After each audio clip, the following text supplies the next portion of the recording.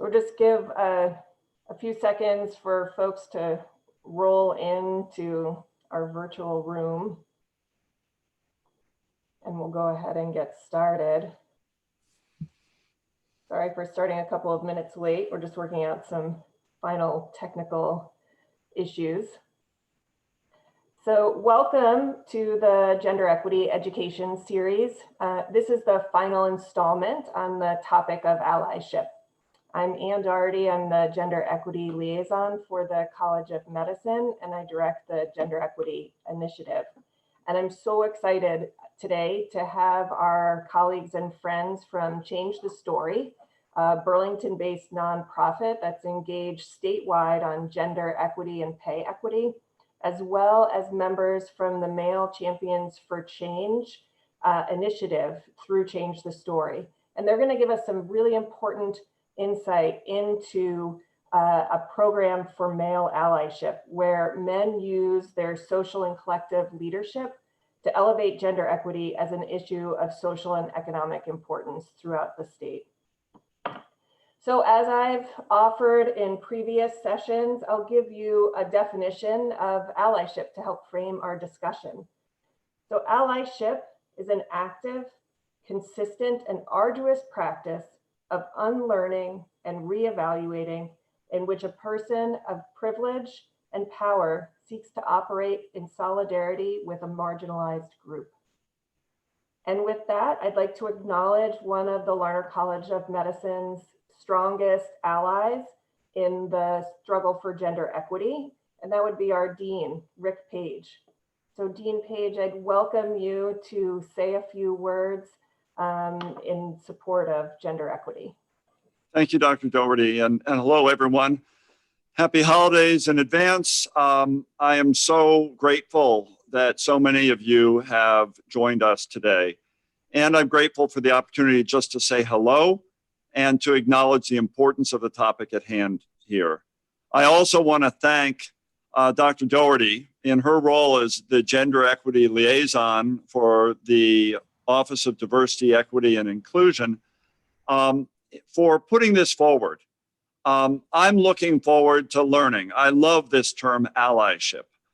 For whatever privilege we as men have in terms of our profession, our society, we ought to take the advantage of using whatever we have that we are given in this world to support gender equity and to emphasize the importance of really standing up to be champions for gender equity change. I appreciate the people who are joining us today. I'm looking forward to learning. Keep in mind our professionalism statements about cultural humility, kindness, and respect. We're all a work in progress. We are all learning to be better. So from my standpoint, I've been looking forward to this hour. I'm going to make myself invisible as I get to listen in. I'm happy to join anytime invited, but really learn from experts as we all get to understand methodology to improve the situation in terms of gender equity in medicine, in our college, in our university, in our community, in our country, and the world.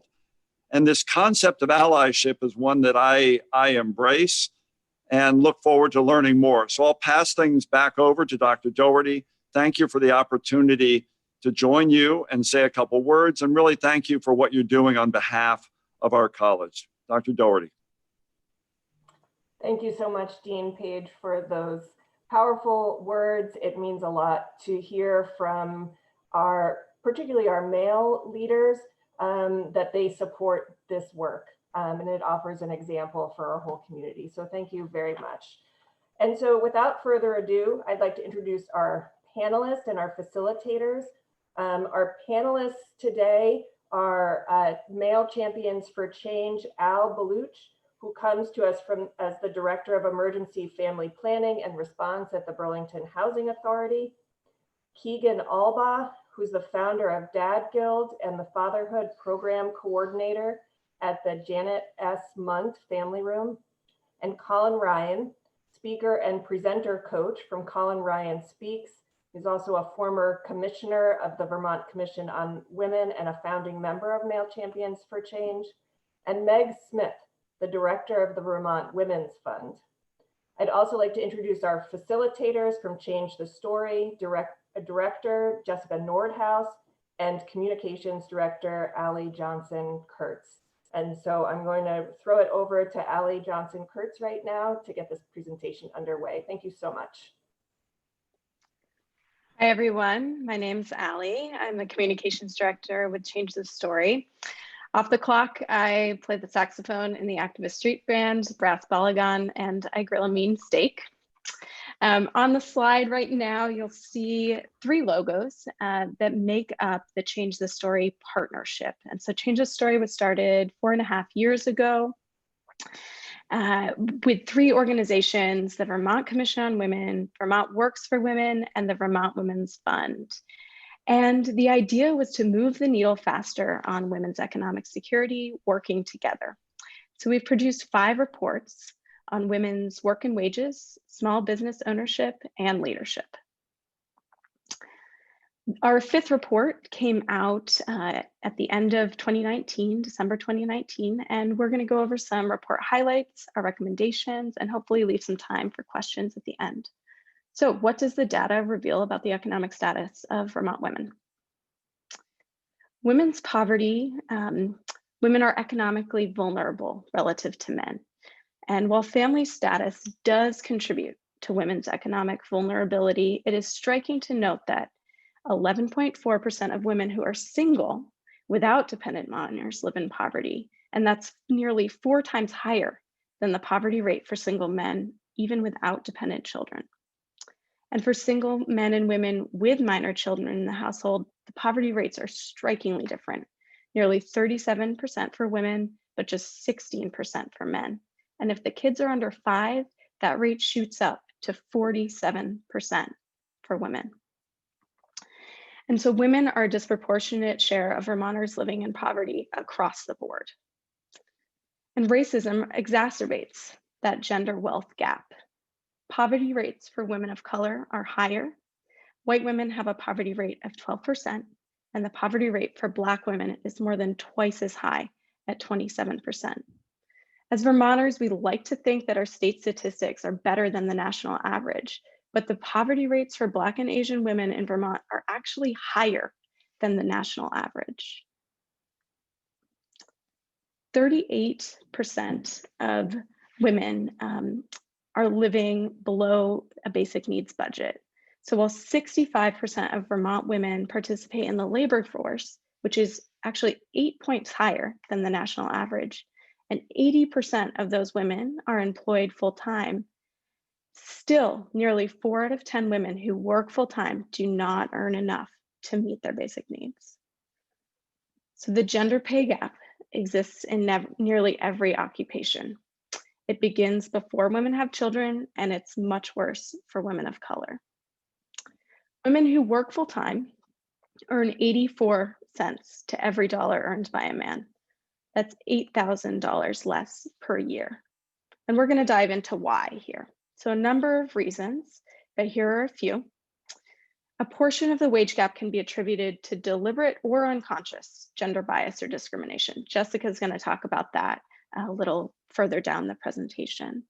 And caregiving, we know that caregiving for children or elders that may move women out of the labor force or out of the full-time labor force plays a big role. The pay gap for full-time workers expands from 16% to 23% when minor children are present in the household. And where women work makes a huge difference. So I'm going to talk about that. The 60% of the wage gap is based in 1, where men and women work, and 2, time spent in and out of the labor force. And this is particularly pertinent right now with COVID, as we're seeing an exacerbation of time out of the labor force as women are taking on more care responsibility. And this impacts women throughout their lives, which we'll touch on later as well. So we know from our data that women are a disproportionate share of minimum wage workers. Women make up 45% of full-time workers, but they're 53% of those who earn less than $11 an hour. This statistic was used widely in the minimum wage fight at the State House last year. So 43% of women who work full-time in Vermont are in jobs that have been and continue to be majority female. These jobs, which are foundational to our economy, any economy, are most often the lowest paying jobs because women's work is structurally undervalued. Here we see that 7 of the 10 lowest paying professions in the country are majority female. And these are things like personal care aides, cashiers, food preparation, dishwashers, childcare workers. And women are a significant minority in 8 of the 10 highest paying professions. So it's important to note that the care work in the previous slide enables the sectors above. And these are things, as you all know, in your caring profession, that you're helping keep people in the workforce by caring for their basic health needs. And I'm going to pass it off to Jessica here to talk about the other 40% of what goes into the wage gap. Thanks, Allie. We're going to do a quick screen share changeover here. My name is Jessica Nordhaus, and as Anne mentioned, I direct Change the Story Vermont. And I'm going to dive in and we'll do the second half of the whirlwind data presentation. So this is a big chunk of the wage gap is bias, discrimination, and gender norms. And that's something that we're going to get into talking about with our male champs in just a little bit. The gender norms are so powerful in our culture that they can really be an obstacle to people expressing who they are authentically and getting involved in the fight for equity. Next slide, please, Allie. So we see it happens early. It starts, there's a study that showed that children receive different allowances for the same sort of jobs. So parents are more likely to pay their boys a higher allowance than their girls. And in a very apples to apples study of graduates just a year out of college, same college, same industry, same profession, same GPA and recommendations, we already see the wage gap starting. So things start early. And some of our expectations are really pretty deeply set. When we ask adults in the US, you can go back to that, yep, what the ideal situation for men and women is, a full 76% of adults say that the ideal situation for men with young children is working full time, while for women with young children, only 33% of American adults believe that that's an ideal situation. And parents of boys are much more likely to save and spend their savings on college education or post-secondary education for their boy children than parents of girls are. Women not only earn less, but often they pay more. This is a chart that shows the amount of student debt carried in the US. Women carry a full 2/3 of all US student debt. And you can see in the second bar there, the chart for Black women actually carry the most student debt. And then there's the pink tax, which don't know if you've heard about that, but when you look at products that are the same products but marketed and branded differently based on gender, girls' toys cost on average 7% more. Girls' clothing costs 4% more. Adult clothing, there's more of a discrepancy at 8%. And when you get into the personal care products, it's a whopping 13% difference. The senior home healthcare products are really important because we'll see in a minute that the long-term impacts of the wage gap has a huge effect. For example, the retirement income for Vermonters right now, women are drawing about half the Social Security that men are. So it has a lasting impact, this wage and earnings gap do.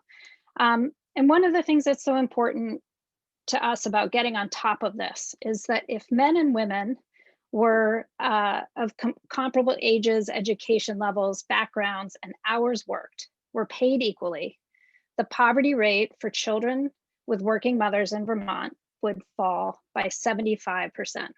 That would be the largest drop in the nation. So Vermont has a vested interest in getting this right for our kids, for our women, for our men, for all of us. And this is why we do this work. Some of you may be familiar with the amazing Burlington High School girls soccer team who last year went global with their equal pay campaign. Really important that we get it right for them, but also that we get it right for all of us. So we ended our report with 5 recommendations, and we're just going to highlight here numbers 4 and 5 because I think they're most pertinent to what we're talking about today. One really important piece of work that we need to do as a state is to recognize and reduce the impact of bias and discrimination. And I believe that this gender equity education series is doing just that. So I applaud you all for doing that work. Also, increasing women's presence in STEM and trades careers can be so important to narrowing that gap. All right, that brings us to one of the programs that we don't just do research, we do other things. We work with employers, we provide information for expert testimony at the legislature, and we have also convened this group that we call Male Champions for Change. And you see a picture of just a few of our male champions there. It all started in 2016 with a gathering, and I'm going to let Colin talk a little bit more about that because he was on that planning committee. But we ended up pulling together a group of community leaders and business leaders who identified as men to present some of the data and talk about just these things.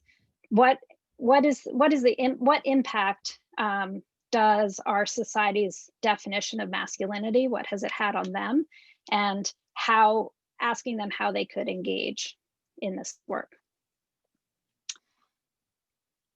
All right, so why is this important? It's important, absolutely, as I said earlier, it's important to all of us. It's important to advance women's economic status. It's important to women and men. It's important to the people that we love and take care of. It's really important that we take an intersectional approach to this, that we're looking at not just gender, but race, sexual identity, sexuality, ability, economic class. No identity group is a monolith, so that's an important thing to keep in mind. And we invite you all to take an open approach, to lead with curiosity and to end with accountability. And I do believe that some of these affiliation groups help people do just that, hold each other accountable and offer a space where people can ask questions and share their concerns and feel supported in that. Another thing that's really important to do is to find common terms. And I'm just going to touch on this. This is a much larger conversation, but I believe it's important in medicine and in academic medicine is the issue of mentorship and sponsorship. That is certainly one way that you can be an ally. The saying goes that women are over-mentored and under-sponsored. So to get clear on the difference between those things, whereas mentorship, you're bringing someone along and offering advice, but in a sponsorship relationship, you're actually putting your own reputation on the line to help bring somebody up, stepping out for them and risking something of your own.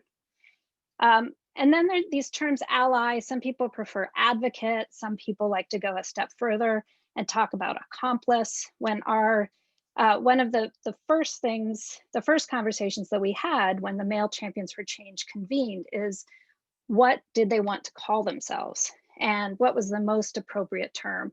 And it was a really interesting conversation You know, when you name someone a champion, I think there were a lot of folks who felt like they didn't feel comfortable with that role, that it wasn't about men stepping in and saving women.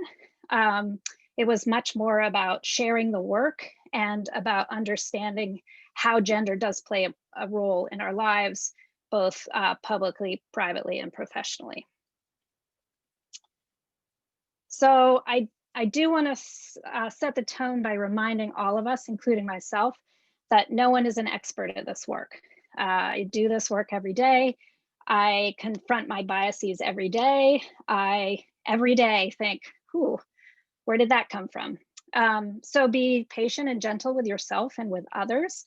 There's a lot of expertise to draw on out there. Our name is based on the Male Champions of Change, which is an Australian group.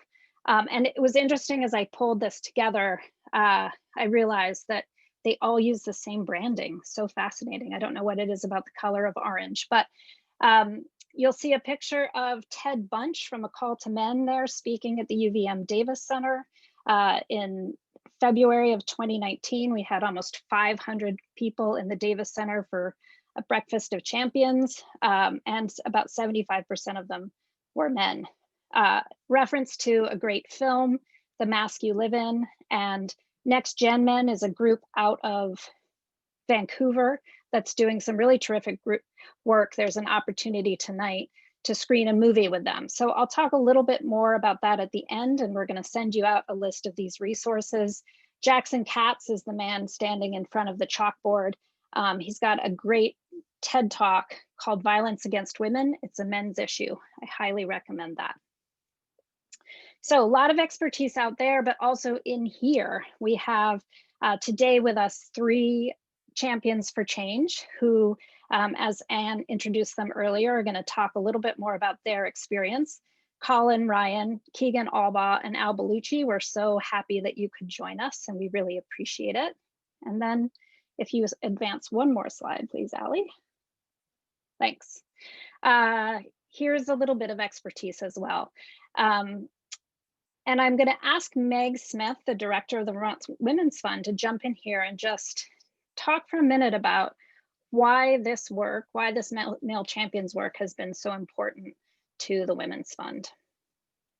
Thanks, Jessica. Hi, everyone. It's great to be here, and it's a fantastic topic. The Women's Fund, the Vermont Women's Fund, was founded 26 years ago to make change on behalf of women and girls in Vermont. And that work continues, although it's had many different permutations over the years, but particularly in light of the Me Too movement of 2017, we really catapulted into a different space, in large part because men were anxious and wanted to distinguish themselves from perhaps some of the Me Too culprits that made headlines.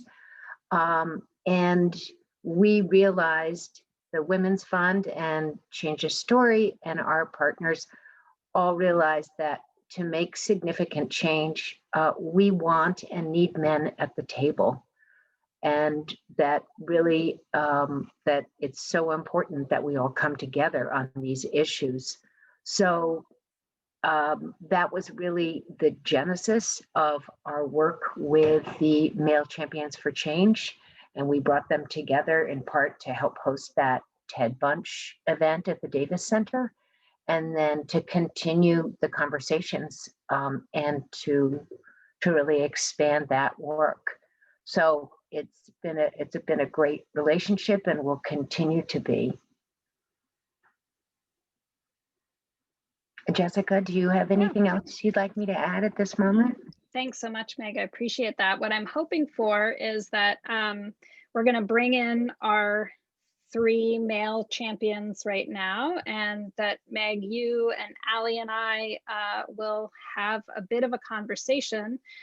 What I'd like you to do, welcome, is introduce yourselves, please, with and tell us a little bit about how it was that you came to get involved in gender equity work, what drew you to it, was there a particular instance, and why it's important to you in your own lives. And I wonder, Colin, if you'd kick us off. Oh, my pleasure. Hello, everyone. I'm Colin Ryan. I have been passionate about gender equity ever since I was made aware of it. You may notice by looking at me that I have something of a genetic unique lottery ticket that I was handed at birth. I was not aware as a man, as a white person, as an able-bodied, as an American-born, and in many ways that I moved through a different world than other people did. I was shocked and crushed and infuriated as I came to learn more about the way in which women navigate things differently and have to navigate things differently. I believe a fair world is the only thing I care about. So I got involved with this work. I'm a speaker, and so I don't keep quiet. And I started attending events with women in the name, and that was actually one of the biggest revelations, was just to, to show up and to be a participant and to be a supporter.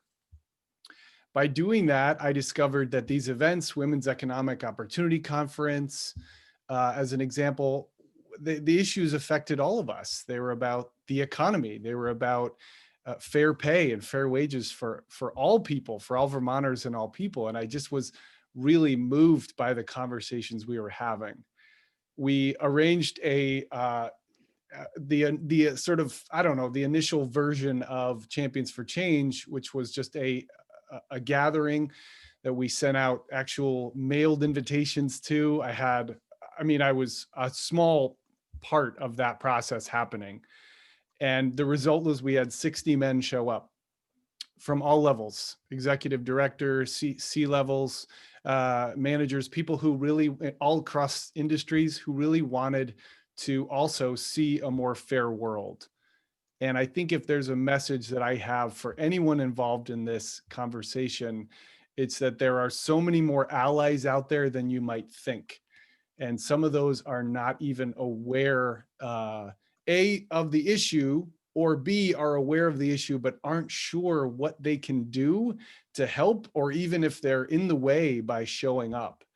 And so I really do believe that one of the things we can do is invite male allies into these opportunities to grow their awareness, to learn about their own bias, and to figure out how they can be a partner, a promoter, a sponsor, right? To find a role in which they can be an ally. I would say that for male allies, aspiring male allies on this call, a couple things that we talk about a lot in the Champions for Change meetings. Number one, champion is a verb, not a noun. Our job is to champion the message and champion the people who need to benefit from equity, not to get credit. If you are unaware of how you can step forward, it does not mean that you do not care. You're not looked at that way. We're just wanting to see how we can get ourselves involved. And the third thing is kind of my life philosophy, which is that we are all a success and a mess. You will make mistakes.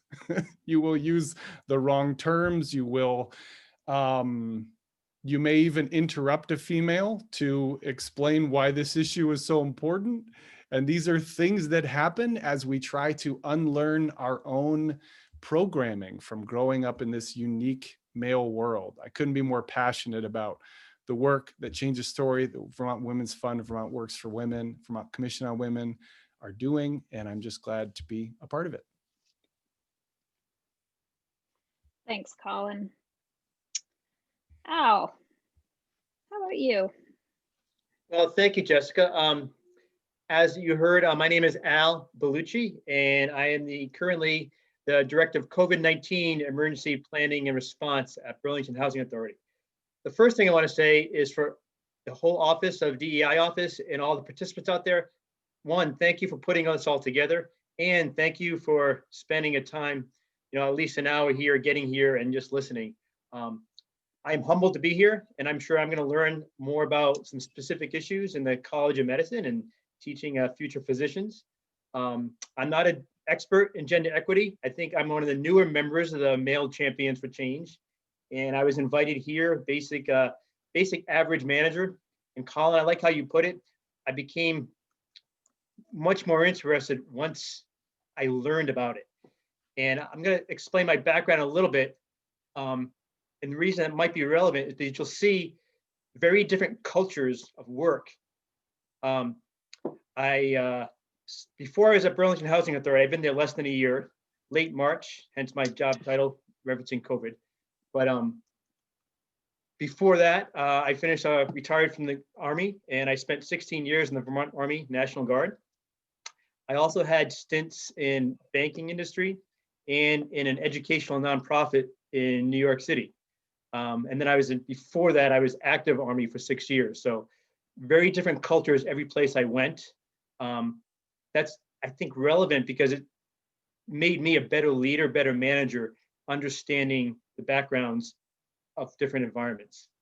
I first got specifically involved in gender equity when I was in the National Guard, and I was not a direct supervisor, but I was a kind of a peer mentor of another colleague running the Equal Opportunity Office and the Sexual Assault Victims Response Office.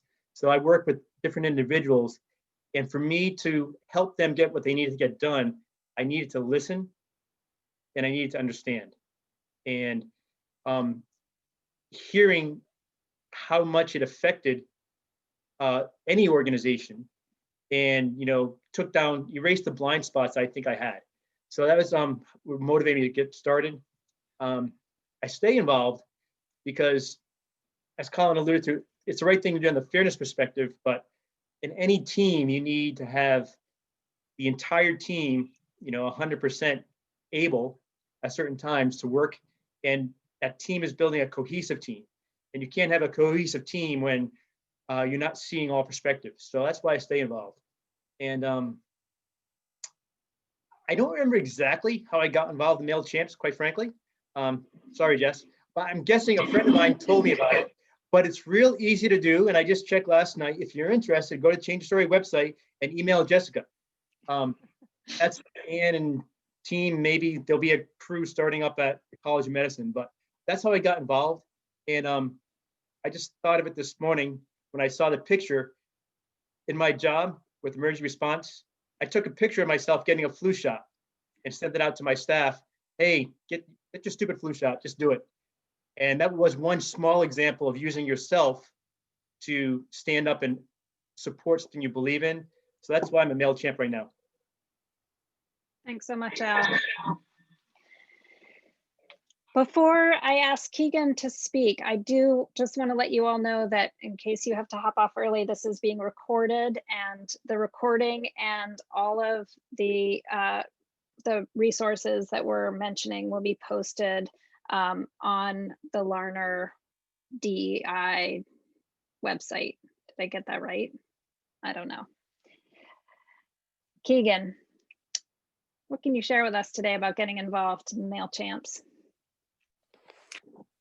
Hey everyone, my name is Keegan Alba, and I am the founder and president of Dad Guild, a Burlington-based nonprofit organization that supports and connects and empowers fathers of young children. And I'm also the fatherhood program coordinator at the Janet S. Munt Family Room in Burlington, which is a parent-child center.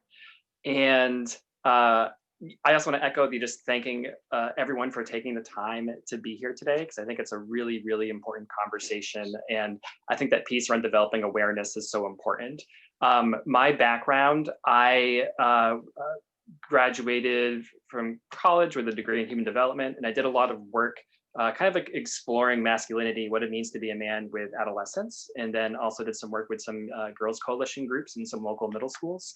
And so I've always kind of like been a little, aware of, these gender equity issues. And for me, I have two daughters. I have a 4-year-old and a 2-year-old. So anyone out there working during the pandemic, raising little children, I see you, keep it up. And in 2016, when my first daughter was born, I was so excited to be a dad. And was so stoked. And I remember the day that I opened up the newspaper to see like, hey, what opportunities are out there for dads to connect with other dads and like play groups and things like that. And I was like really shocked the number of opportunities there were for new mothers, which is awesome, as there should be. But there was like nothing for dads. And to me, it was really alarming. First of all, I was bummed.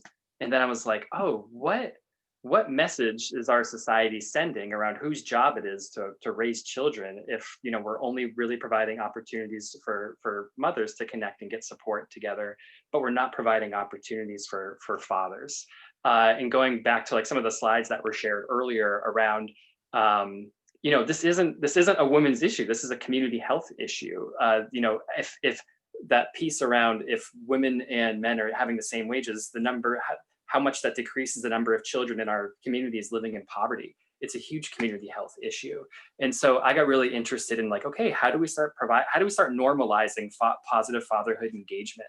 And so we created created this organization that started with like a couple dozen dads of like, really young children saying like, hey, what do we want to see in our community?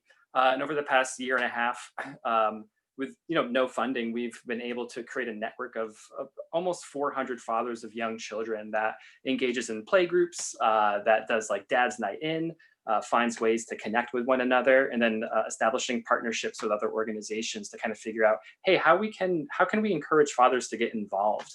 And I remember when the birth of my second child, one thing that sticks out for me, I remember still at the UVM Medical Center trying to change my baby's diaper, and one of the medical staff was watching me and then stepped in and said, oh, all you fathers do it the same. You do it the wrong way. And I just remember like this fire like lighting up my eyes and just like, what did you just say? And to me, it's those little things that we may not be aware of that, it may even be like a harmless little joke. But these things that we say and that we play into that, how are we perpetuating this idea of like whose role is it to raise children? And from what I found is like dads, when given the opportunity, like want to get involved and they want to connect. And then I got connected. I think I was just like I found the shirts on Change the Story when the girls, young women's soccer team was playing and distributing those. And I remember going on the website and seeing the Male Champions for Change and just got very excited. Like I was like, oh my gosh, I feel like someone wrote this just for me. So, and I've been involved the past couple years on and off in some work. So happy that everyone's here, and yeah, that's me. Great, thank you. So appreciate that. So Allie and Meg, please dive in at any time, and Keegan and Colin and Al, I really want this to be a conversation, and folks out there who are participating, ask your questions as well. You can use the Q&A function to send in your questions, and we'll incorporate them in.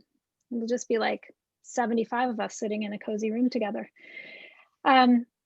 So my question goes out, and this can be popcorn style. You all can answer at any point, anyone. But I'm wondering if there's specific things that you've observed or touch points or experiences. And I know you all touched on them a little bit, but was there ever an aha moment where you thought either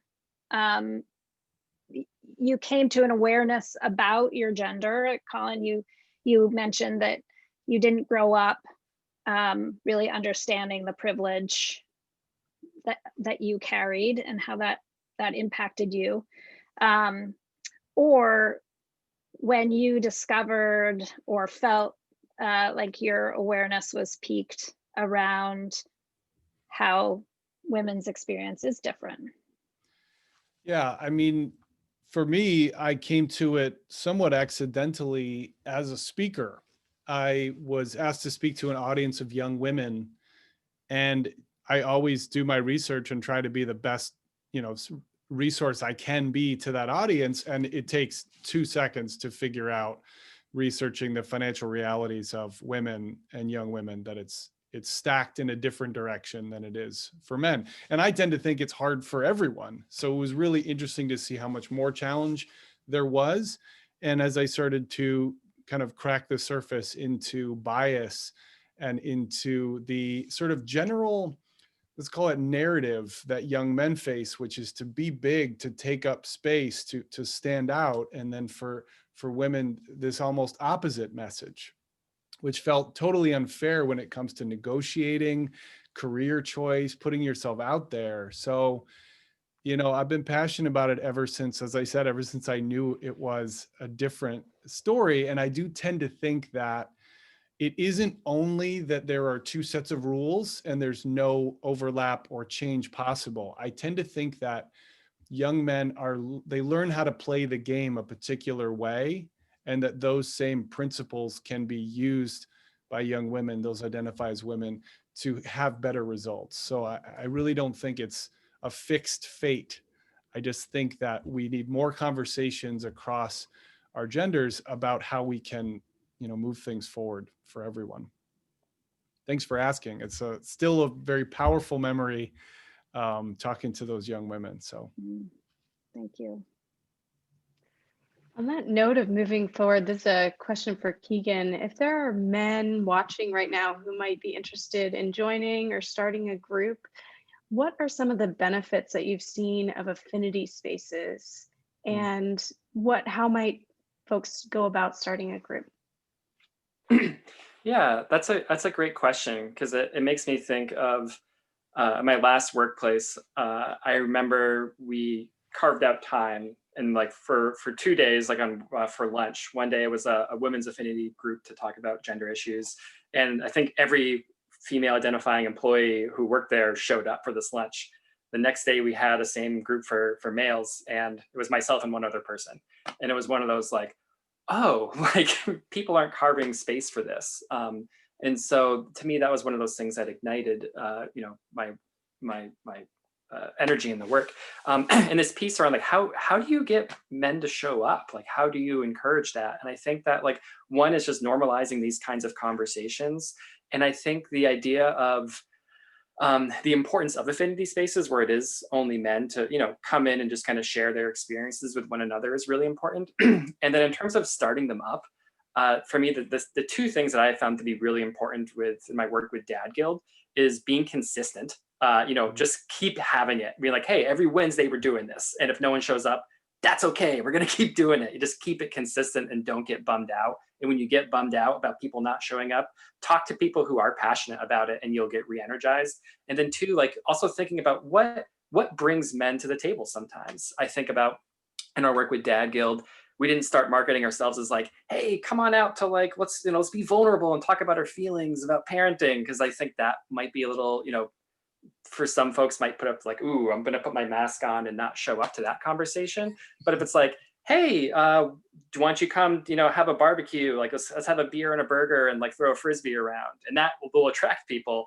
But then you have 10 dads there, and all of a sudden, like the stuff they start talking about is the stuff that you were hoping they would talk about. So that would be my advice around that. Great, thanks. And we have a related question coming in on the Q&A from Mary Cushman, talking about, asking about just that, about how do you motivate men to get involved and to participate. And she's asking also particularly about professional groups or industry specific groups. I think that, I guess my question is it helpful to be invited in by another man? Yeah, I would say so. Definitely. Boy, this is not fun to admit, but the first time I went to a women's event, as in women in the title, I actually emailed the organizer and said, am I allowed to go?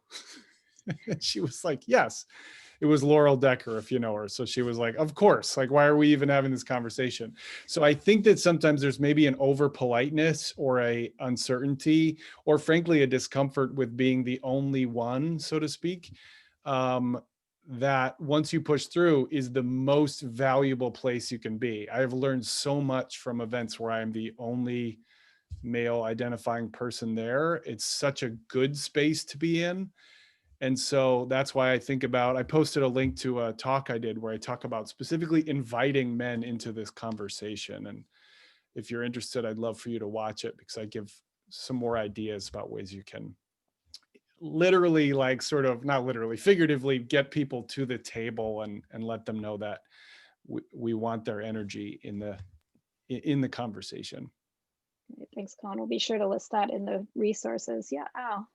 Yeah, one other thing, I know we have a mixed male and female identified group out there, but for the females out there, at your workspace, if you see someone doing something boneheaded, they may just not know about it.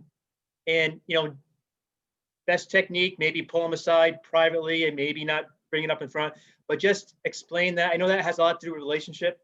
And I'm very cognizant of the power imbalances that may exist. But especially in the military, I understand as a high-ranking officer, I had to constantly remember that. And I had to ask my subordinates for feedback. And I actually had to really listen, not defend, not mansplain, anything, just listen. And then if I want to respond, wait a couple days maybe. But so I encourage, if you see something, maybe you can educate softly those males that may not know what they're doing is inappropriate or microaggression or whatever, or just another perspective on things. So whatever that's worth. I think, Jessica, that when we did have that initial big breakfast of champions, that I think we had some very active champions who really worked hard to get men in the room. And I think they had to convince them, and maybe there was some arm twisting. And by the time that event was over, I would venture to say everyone that was there left feeling how worthwhile it was, and that it was not an indictment, it's an invitation to talk about these issues. And I think that is the heart and soul of what we're all trying to do when we talk about advancing gender equity, is it's not an indictment. It's time to invite and really open the doors on these issues, because we want to raise our children to be free of a lot of this bias. And we carry it with us. Wasn't our fault, how we were socialized, but it's trying to be present in the moment and be looking ahead, saying, how are we going to carry this work forward so we've got generations that aren't saddled with some of these just ridiculously, ridiculous biases. Right. Thanks, Meg. Thanks for bringing that up. I think the other thing that happened, one of the reasons it was so successful, that when we were able to get almost 75% of the room to be men at a Women's Fund event, right? It was a Vermont Women's Fund Change the Story event. And one of the things we did is we, as organizers, we stepped back and we asked the host committee, which was about 30 strong, basically said, you need to each get 10 people who identify as men at this breakfast. And they took that job very seriously, and knowing that once we sent it out to the Women's Fund list, that women would snatch up the tickets, we delayed on that a little bit, and that personal outreach, I think, really paid dividends. So I think that was a lesson for us as well. We had similar conversations, Colin and I, and a few other organizers around that first Male Champions for Change conversation, where those of us who are in this work every day were saying, well, we need to all be at the table, we need to all be in the room. And the host, who was a commissioner on the Vermont Commission on Women, said, absolutely not. We as women can present the data, and then we need to hightail it out of there and let the discussion groups be among men. And the feedback we got was that was really powerful and important too. So going back to those affinity spaces and how they can be really helpful. The other thing I don't want to lose here is that there is great value to men, right, to doing this work. So it's not just that we are asking men or inviting men into the work to help us. But really, I hope what you're hearing in these panelist conversations is men are better off when they have access to all of the feelings, emotions, responses, and skills that have been basically that we have taught out of our boys growing up. So Ted Bunch speaks very, very clearly about that, and Tony Porter's partner at A Call to Men. So does Jackson Katz. I think that could be a great place to start if you're wondering how to become an ally, is to start thinking about what are the gender stories that you've been told growing up, and what have you taken on, and what stories do you tell about yourself? Yeah, I think there's a real, this kind of dovetails with a question in the comment, question about men staying uninvolved because they don't want to be lectured or afraid they'll be lectured. And I would say that, this is where story is most important, to ask people for their story and to give space for it. To ask, I love your point, Jess. You could ask a question like, when did gender first show up in your life? Can you recall who gave you that message and what that message was and how that message affected you? Masculinity is very much a limiting prison in many ways that men do not feel safe to talk about in general.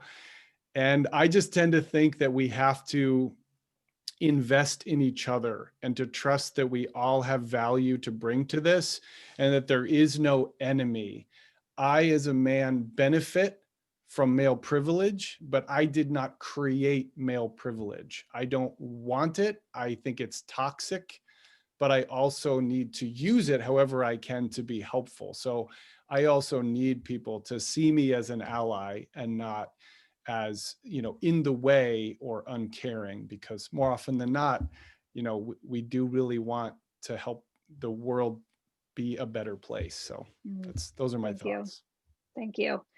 I'm aware of time, and we have so many great questions coming in that I think that, how do we want to handle this?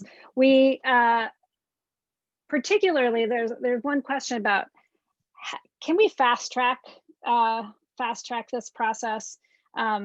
It seems long and slow. What are your thoughts about that? And then I think what we'll also, while we're doing that, we'll just invite participants to type up in the Q&A one commitment that you can make. What is one thing that you can do to step into allyship?